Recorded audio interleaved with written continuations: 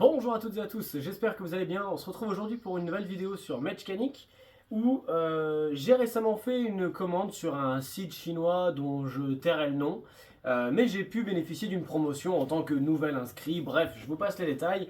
En gros, pour une commande équivalent 30 euros, j'avais 4 articles gratuits, quelque chose comme ça. Donc j'ai pris des pièces et aujourd'hui on va faire du tuning sur la Yamaha FJR 1300. Si vous vous posez la question de pourquoi, parce que, voilà, parce que. Alors il y en a un qui va être plutôt esthétique et je vais vous montrer ça juste après. Et il y a un des gadgets, alors on verra si celui-là il fonctionne. Mais si ça fonctionne, j'avoue que je serais vraiment content, vraiment ravi, surtout pour le prix. C'est parti.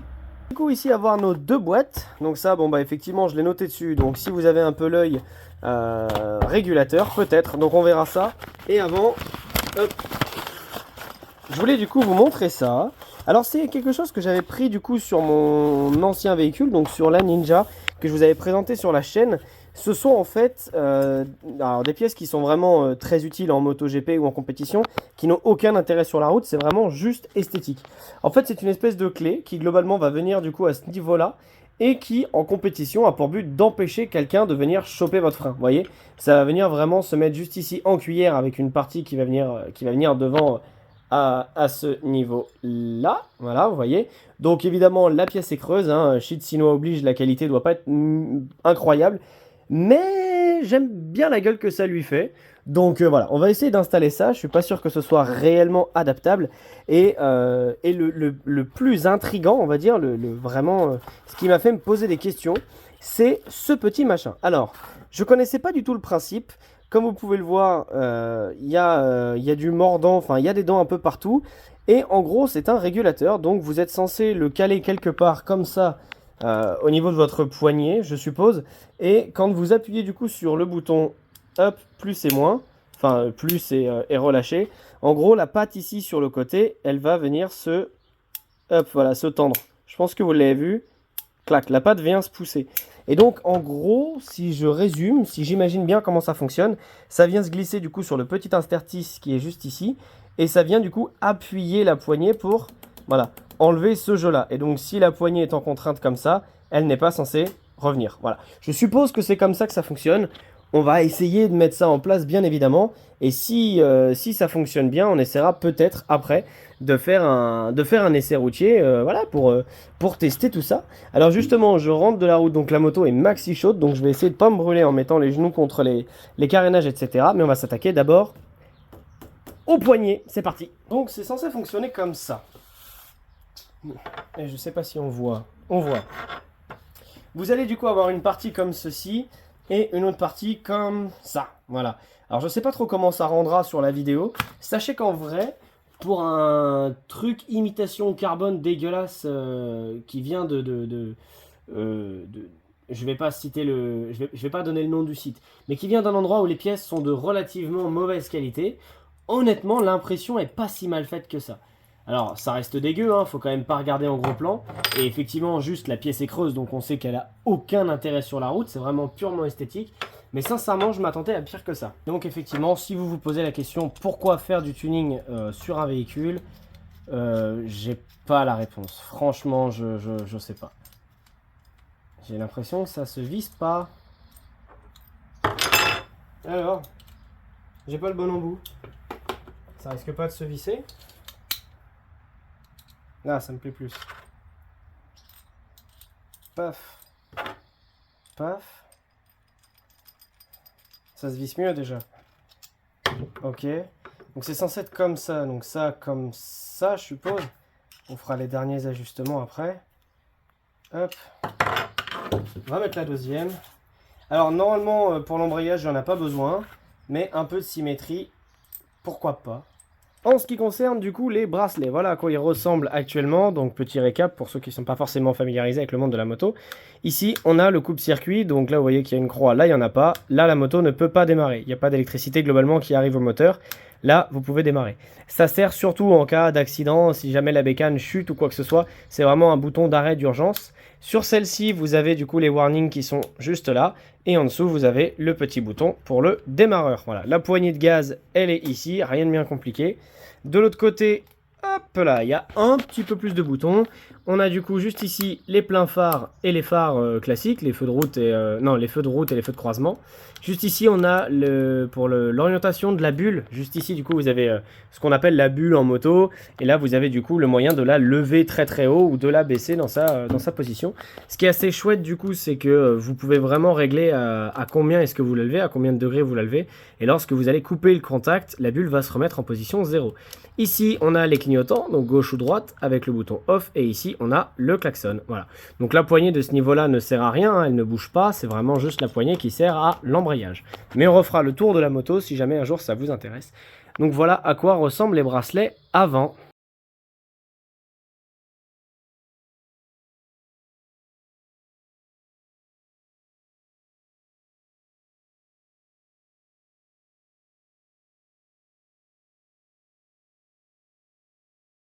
J'ai très peur d'entendre un clac et de passer à travers et de le casser. On va essayer de mettre juste un petit coup de cliquet, voir si avec le bras de levier je peux serrer ça un peu plus fort. Mais je pense que c'est bon, que c'est à la hauteur de ce que j'ai payé. J'ai pas payé, donc voilà, si ça peut vous donner une idée. Ah, je pouvais encore lui en mettre un peu. Ouais, je sais pas trop, hein. Je sais pas trop ce que ça vaut. On verra avec l'essai route, si c'est vraiment juste esthétique ou si ça tombe, globalement.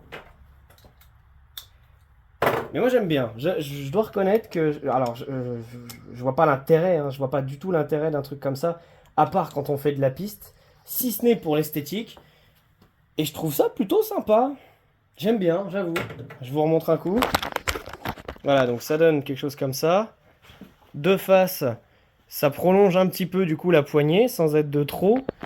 Et du coup, une fois qu'on est, hop là, une fois du coup qu'on a la main sur le guidon, voilà, ça donne ça.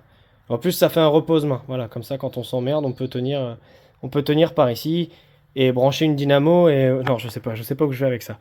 Mais voilà, ça donne quelque chose comme ça. J'aime bien. Bon, on va go faire l'autre côté, puis après on essaiera le fameux régulateur de vitesse. Ça donne quelque chose d'un peu plus joli déjà. Soit on a ça. Donc là, on allie la protection, la longueur de vis et du coup la petite pièce. Putain, la Foca est dégueu. Bon, je suis désolé, je dois avoir de la merde sur l'objectif. Donc soit on a ça, soit de l'autre côté, on a ça. Et du coup, je crois que je préfère comme ça. Parce qu'au moins, il y a plus de dureté et là, ça bouge déjà vachement moins que de l'autre côté où ça a l'air vraiment branlant, quoi. Je pense que je peux le desserrer à la main. Ouais, je pense que je peux le desserrer à la main, quoi. Donc on va mettre les deux côtés comme ça. Finalement, c'est pas mal. Allez hop. Voilà, donc là c'est serré. Et du coup, ça nous donne quelque chose d'un peu plus fini quand même. C'est un peu plus joli dans cette version-là. Quand même, ouais. Ça donne quelque chose de mieux. Et là, du coup, ça peut pas bouger, quoi. Si, c'est pas mal. Dites-moi dans les commentaires, en tout cas, si vous aimez ce genre de vidéo un peu plus détente, où voilà, on n'est pas sur les sujets très compliqués.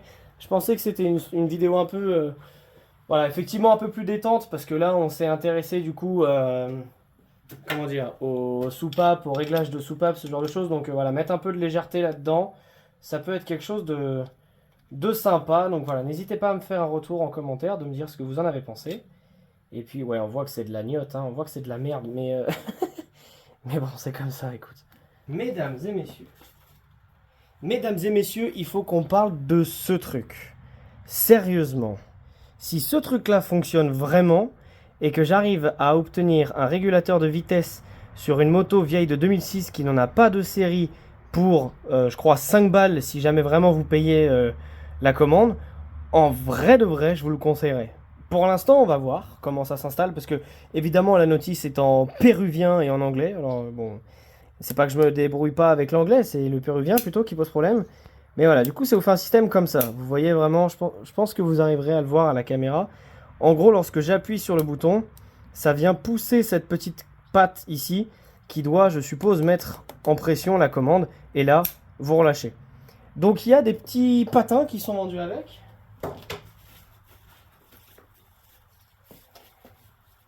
Voilà. Vous avez du coup ça. Donc vous avez des petits patins, des petites cales d'épaisseur différentes, avec du coup la fameuse clé pour venir visser derrière. Je vous explique ça dans un instant. Mais vu l'écart que j'ai, je sais pas si avec une patte, ça risque pas juste d'empêcher le fonctionnement complet. On va le monter d'abord sans patte.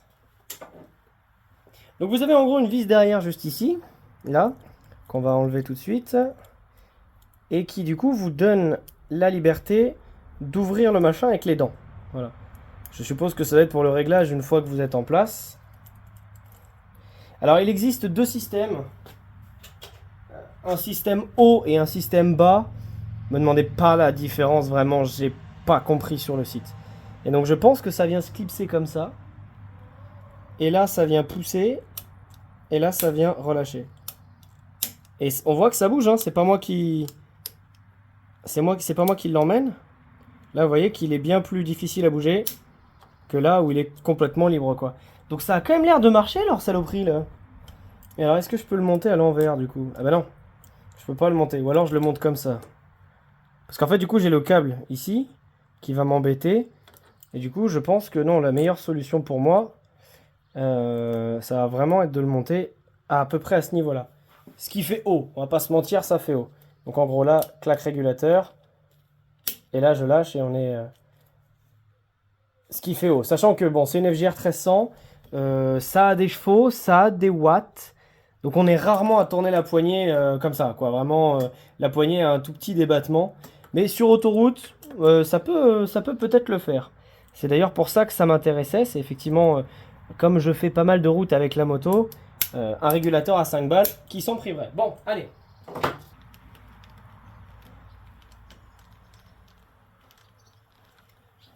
Ok, pour l'instant, ça revient encore en place. Et là, ça revient plus. Ouais, donc c'est ça, c'est vraiment...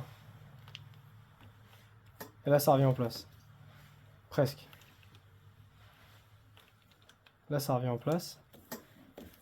Là, ça revient en place. Là, ça revient en place. Là, ça galère à revenir en place. On va mettre un petit coup de moins. Hop. Donc voilà, là, ça vient en place. Et du coup, si j'appuie... on va le faire en conditions réelles. Hein. Parce que je pense que le bouton est quand même assez loin. Donc là, tu mets du gaz. Hop, là, t'appuies. Putain, ça revient pas. Ça a l'air de marcher. Et là, si j'enlève... Oh, mais non! Eh ben... Ouh, ça me plaît cette histoire. Oh, ça a l'air pas mal. Oh, ça a l'air pas mal. Et du coup, tac, et là, tu bloques ton gaz. Oh là là! Oh ouais! Et ben, vous savez quoi? Tout ça, là, ça mériterait bien un petit essai routier quand même. Donc, je résume. Tac, je vais la mettre comme ça. Vous avez du coup, comme je vous ai montré tout à l'heure, une partie en haut avec la vis et une partie en bas avec des dents. Là, reste là, je t'ai pas touché.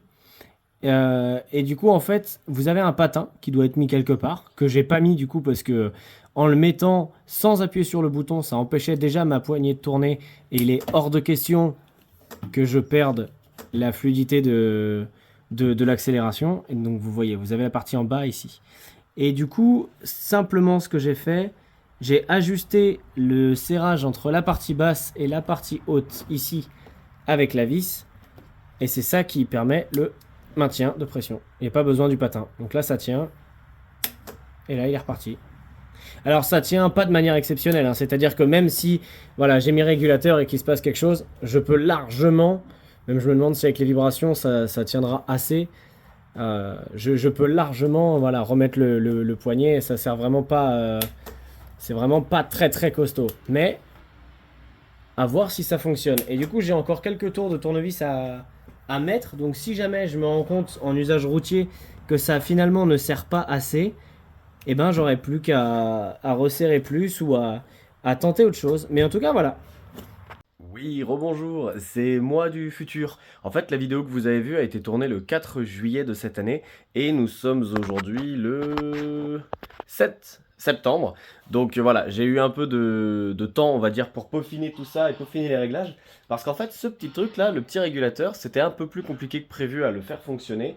Maintenant, ça fonctionne et j'en suis réellement satisfait. Mais pour le coup, ça manquait peut-être un peu de précision dans la vidéo initiale. Donc, en fait, ce que je vous expliquais dans la vidéo initiale, c'est que ce petit morceau de caoutchouc là, je n'avais pas réussi à le mettre parce qu'en fait, j'avais une espèce de protection supplémentaire entre la poignée et le bloc à ce niveau-là, une petite protection en caoutchouc qu'il a fallu que je vienne couper pour gagner un petit peu d'épaisseur supplémentaire. Encore une fois, alors ça, je l'avais déjà bien montré dans la vidéo, ça n'empêche pas le bon retour de la poignée, c'est vraiment quelque chose, elle ne revient pas toute seule, mais dès qu'on est en route avec les vibrations, je vous assure qu'elle revient toute seule. Je perds pas le côté coup de gaz à la décélération, comme vous avez pu voir dans les serroutiers de présentation de la FJR. Par contre, effectivement, quand on vient le bloquer, là, du coup, la poignée est un peu plus dure à ramener. Les vibrations finissent par la ramener, donc c'est vraiment pas quelque chose qui vous permettra de lâcher la main de votre guidon pendant des heures et des heures. Par contre, simplement, ça me permet notamment de mettre la main juste ici et de tenir vraiment sur le filet entre les deux doigts, plutôt que de me casser le poignet pendant des heures et des heures. Mais du coup, voilà, très honnêtement, ça va faire 2 mois que je l'utilise. La moto a pris quelque chose comme 5000 km et je l'utilise quand même globalement souvent. Alors, ça mériterait peut-être encore un peu plus de polyvalence, on va dire. C'est-à-dire que là, comme vous pouvez le voir, la poignée est un minimum en contrainte. Mais là, on est à l'arrêt. Imaginez-vous vraiment que dès qu'on roule avec le vent, les vibrations, le truc, le machin, la poignée revient. Et même quand vous bloquez, simplement avec le vent ou avec ce genre de choses, c'est pas non plus le truc le plus efficace de l'année.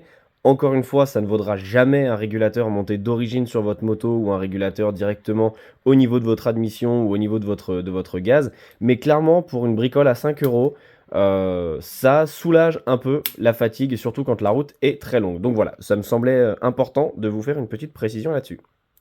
Voilà, j'espère que cette vidéo vous aura plu. C'était moi qui faisais du tuning sur mon véhicule. N'hésitez pas à me dire ce que vous pensez du coup d'un point de vue esthétique et pratique, que ce soit le régulateur ou effectivement juste les poignées type GP. Je sais même pas comment appeler ça. Voilà. N'hésitez pas à me dire tout ça du coup dans la section commentaires. Le bouton de l'abonnement si jamais c'est pas fait. Et on se retrouve très bientôt pour de la vraie mécanique ce coup-ci. Allez, ciao tout le monde. Des bisous.